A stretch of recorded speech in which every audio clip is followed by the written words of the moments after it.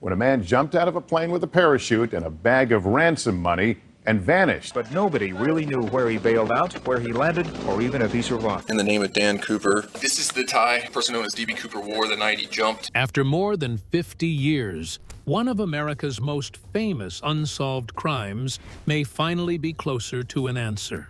An independent investigator studying the D.B. Cooper skyjacking has reportedly obtained DNA linked to the case. Cooper's identity has confused investigators for decades. Now, new DNA testing from evidence left on the plane during the 1971 hijacking points toward an unexpected suspect. Years of theories and guesses could soon be tested. So, could this new DNA finally reveal who D.B. Cooper really was?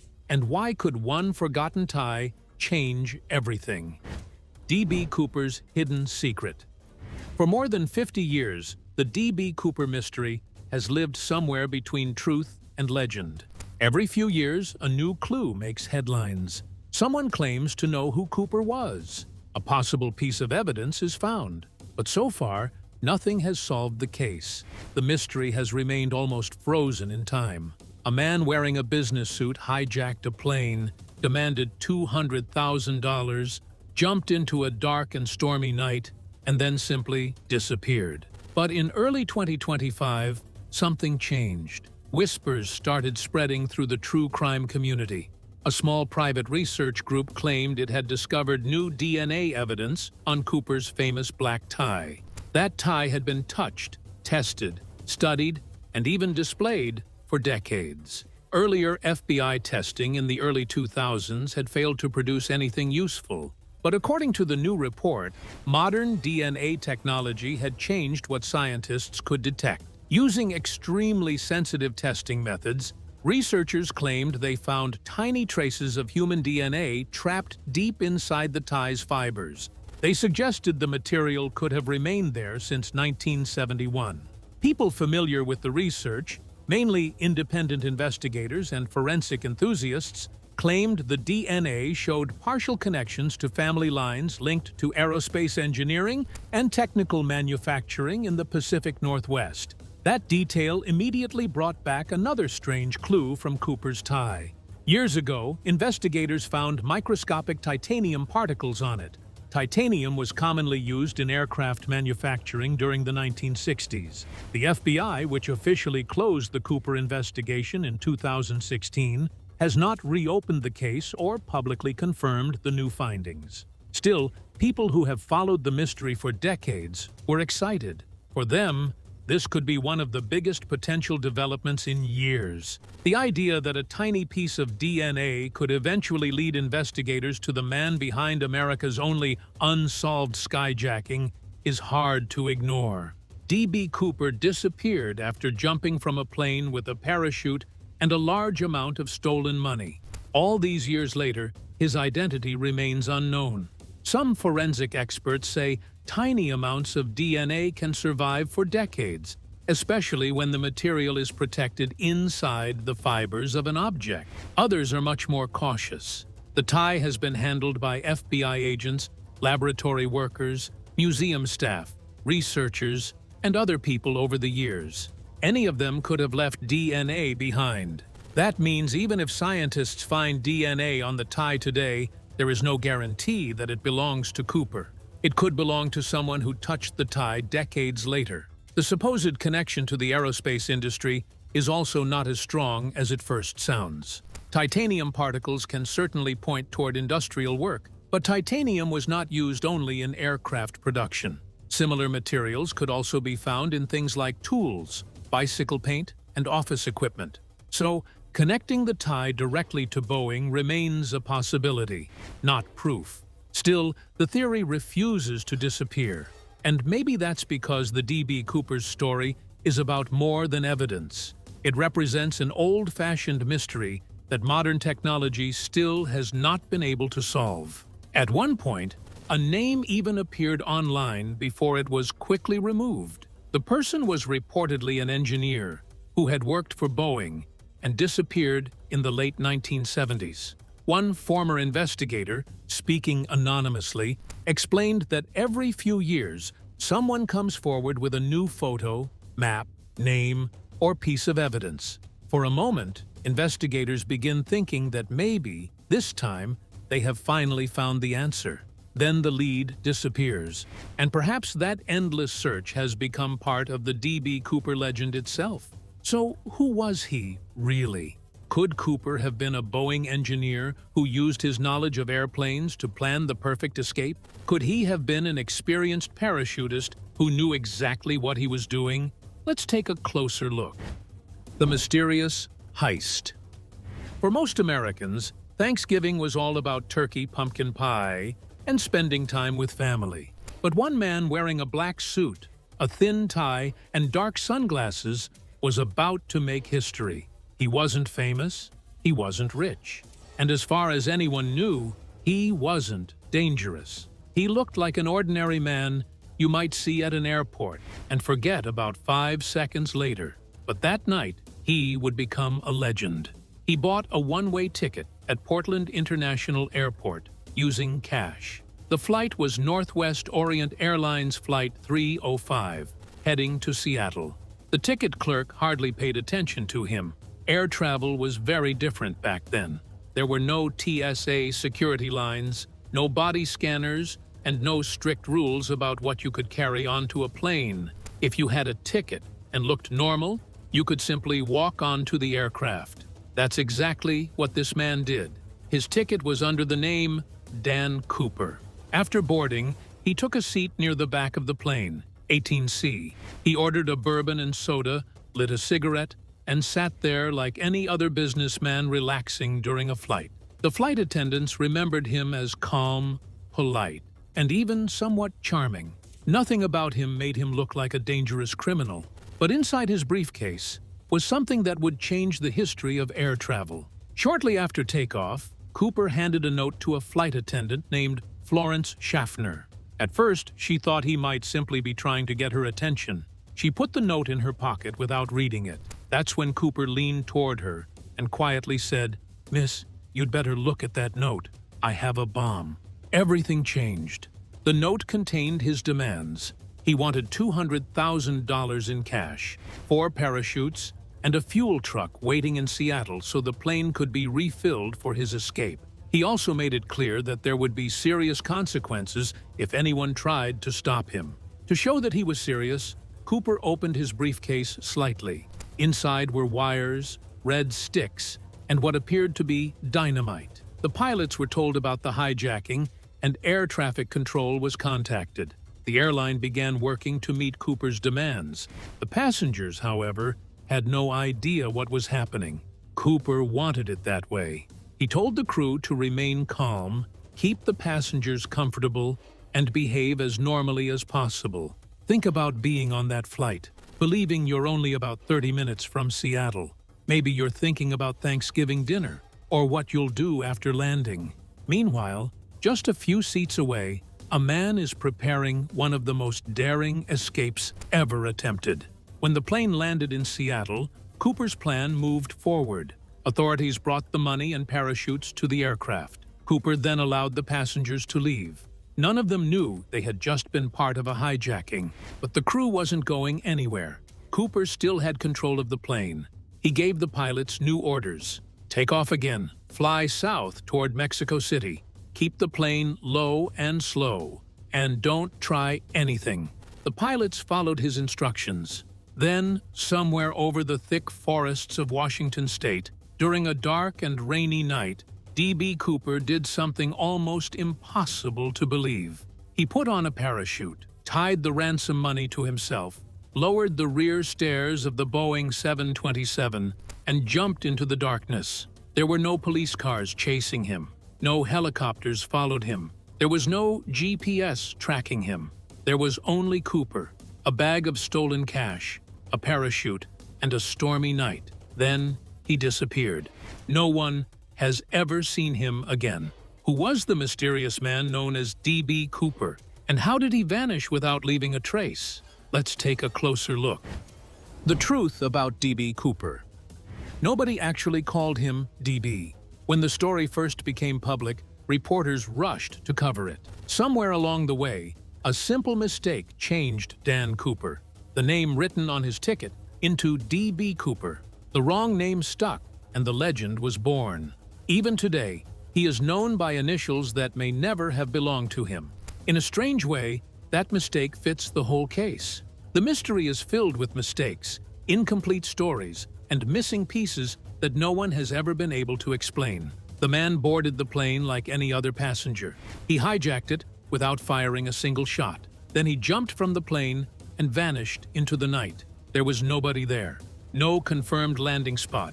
Not even a clear piece of parachute left behind.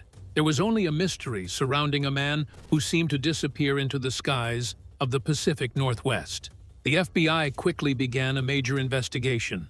Agents questioned witnesses, searched the plane for fingerprints, and studied everything Cooper had said. But Cooper did not act like a nervous or careless criminal. He was calm and confident. Flight attendants later said he was polite. He offered them drinks and even paid his bill before jumping from the plane. That strange level of calm made people wonder about his background. Was he in the military? Had he served in the Air Force?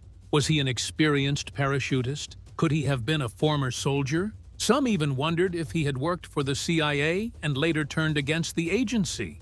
The FBI considered many of these ideas, but none of them led to a confirmed identity. Then came the suspects. Over the years, the FBI followed more than 800 leads.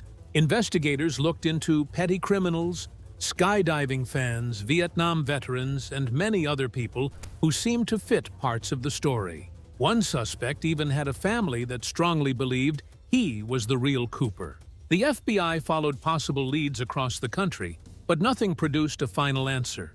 After decades of failed leads, the FBI officially closed the case in 2016.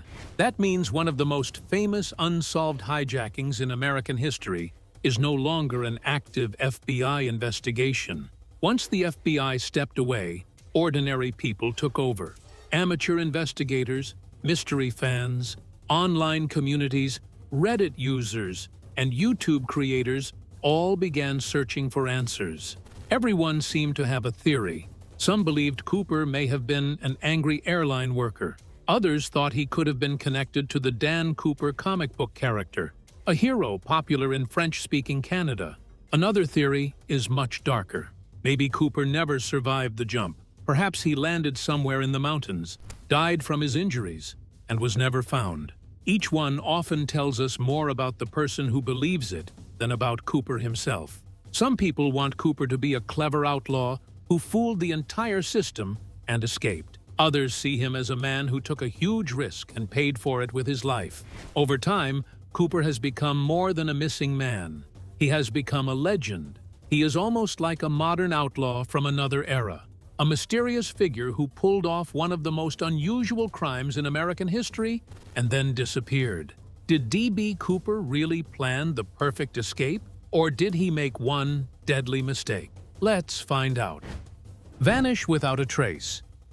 Imagine you are one of the pilots on Flight 305. It is a normal, cloudy November afternoon. You are flying a short trip from Portland to Seattle. The plane is only half full with people traveling for the holiday, and you are already thinking about dinner when you land. Then suddenly, a flight attendant walks into the cockpit. Her face is pale. She quietly tells you, "The man in seat 18C gave me a note. He says he has a bomb." That is definitely not the kind of message a pilot wants to hear during a flight. From that moment, everything starts to feel like something from a movie. The pilots quickly realize this is not just an angry passenger. Within minutes, they are talking directly with a hijacker who seems to know exactly what he wants. He demands $200,000 in cash, 4 parachutes, and a fuel truck waiting in Seattle. These demands were not random. It seemed like he had planned everything carefully. That is one of the reasons Cooper remains so fascinating. At first, his plan looked very smart. He chose Thanksgiving weekend, when airports were extremely busy and security was still weak. This was before metal detectors became common at airports.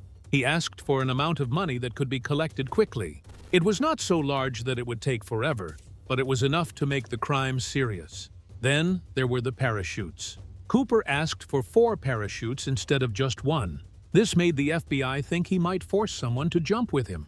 Because of that, they could not risk giving him faulty equipment. If something went wrong, an innocent person could die. They land in Seattle.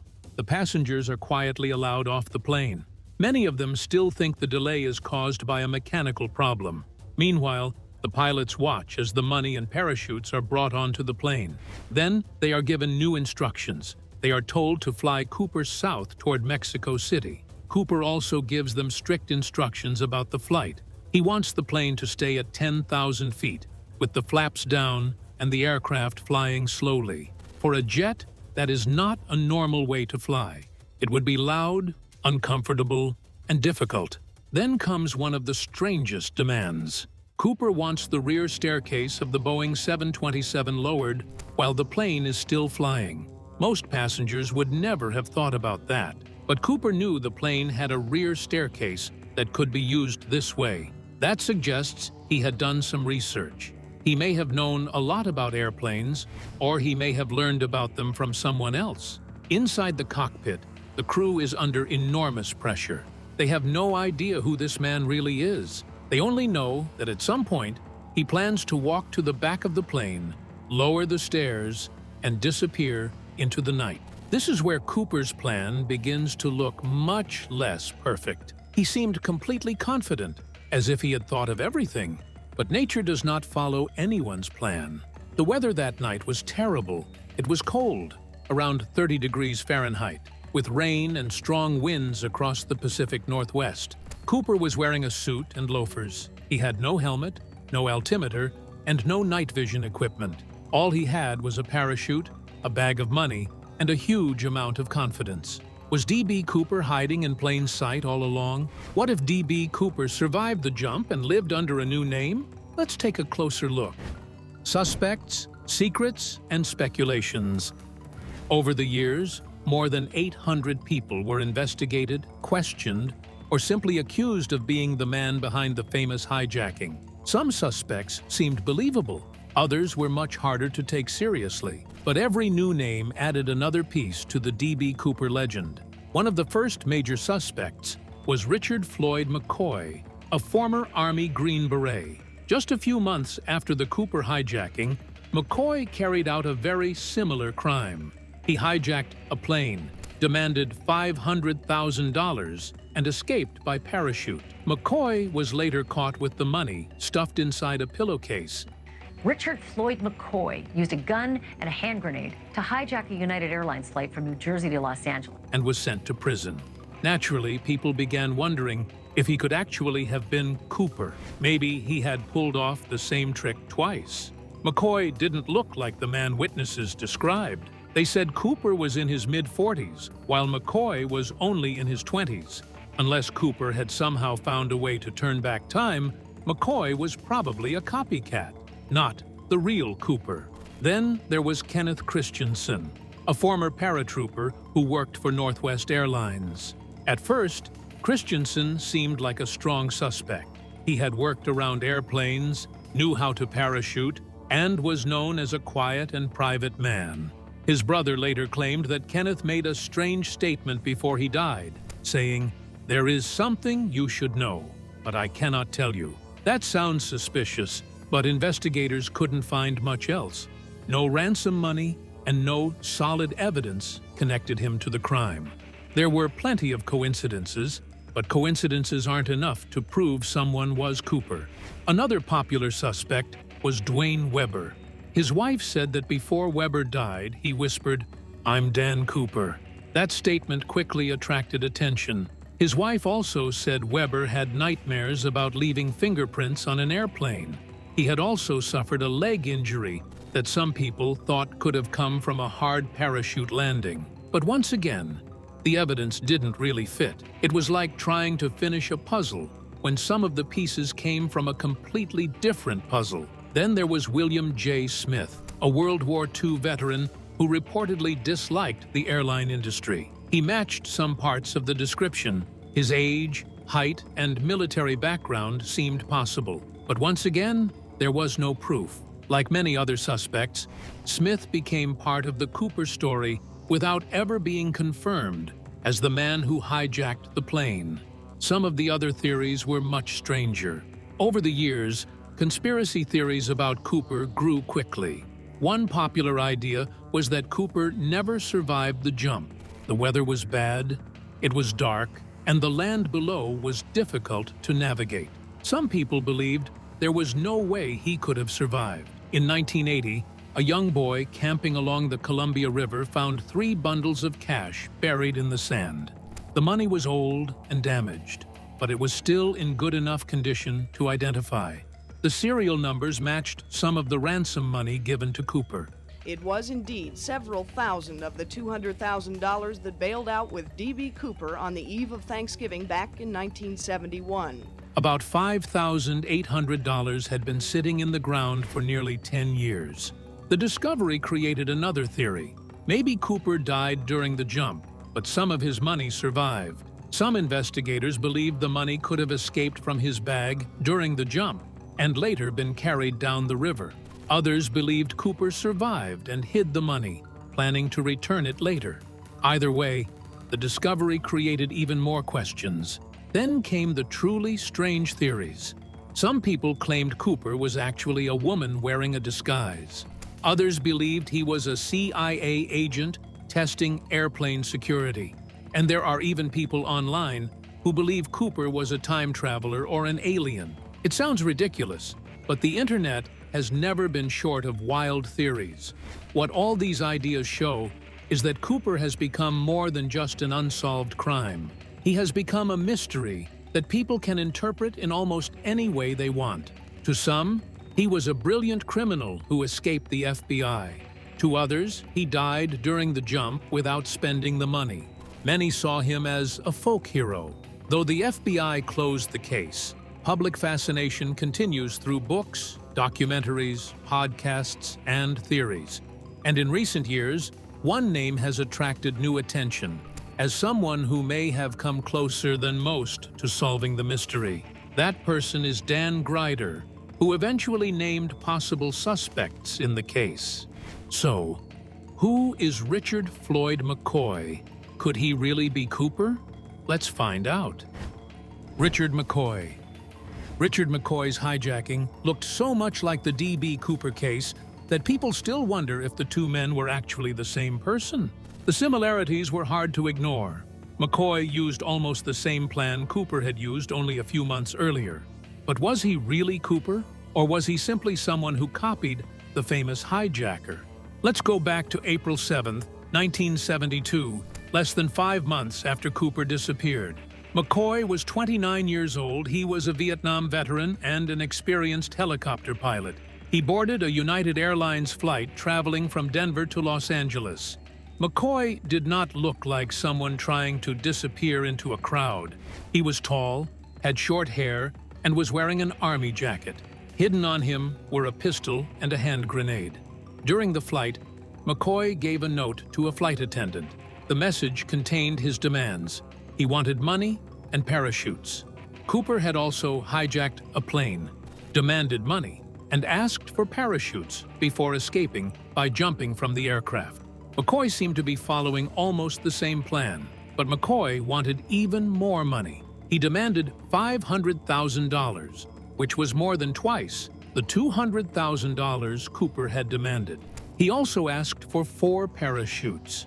After the money was delivered during a refueling stop in San Francisco, McCoy ordered the plane back into the air. Once the aircraft was flying again, he made his escape. Somewhere over Utah, McCoy jumped from the plane with a parachute and disappeared into the darkness. For a moment, it looked like the world had just seen another D.B. Cooper-style escape. The similarities were almost unbelievable. A man hijacked a plane, demanded a large amount of money, requested parachutes, and escaped by jumping from the aircraft. It was almost as if someone had taken Cooper's plan and repeated it. But there was one major difference. McCoy did not disappear forever. Authorities found him only 2 days later. A friend recognized details about the crime and gave information to the police. Investigators searched McCoy's home and found the ransom money. They also discovered the handwritten note he had used during the hijacking. His attempt to become another D.B. Cooper had failed. McCoy was eventually sentenced to 45 years in prison, but prison did not stop him from trying to escape again. In 1972, McCoy and several other prisoners carried out a daring escape from a federal prison. They hijacked a garbage truck and used it to smash through the prison gates. McCoy was free again, but not for long. The FBI eventually caught up with him in Virginia.